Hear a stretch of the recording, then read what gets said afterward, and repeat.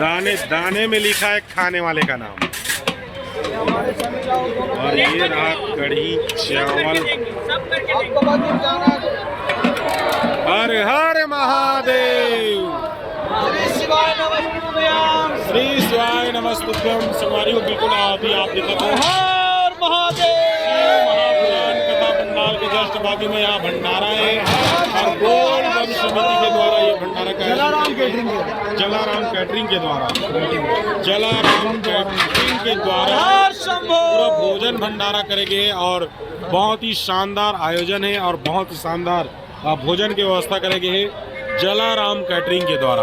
और जलाराम कैटरिंग वाले भाई मतलब बहुत बहुत धन्यवाद दूँ, साधुवाद दूँ। और एक तरफ आप देख सकते और ये भोजन भंडारा में पूरा सहयोग करते जलाराम कैटरिंग के द्वारा।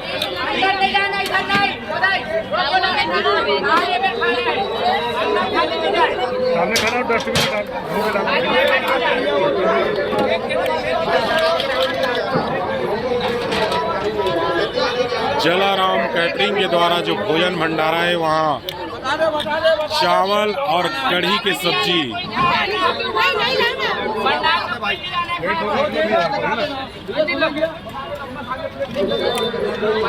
किसी को नहीं जाना है खाने के लिए, आराम से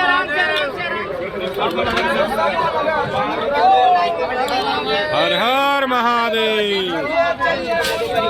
और बिल्कुल हाँ दोनों तरफ खाना वितरण करे के चालू हो चुके हैं।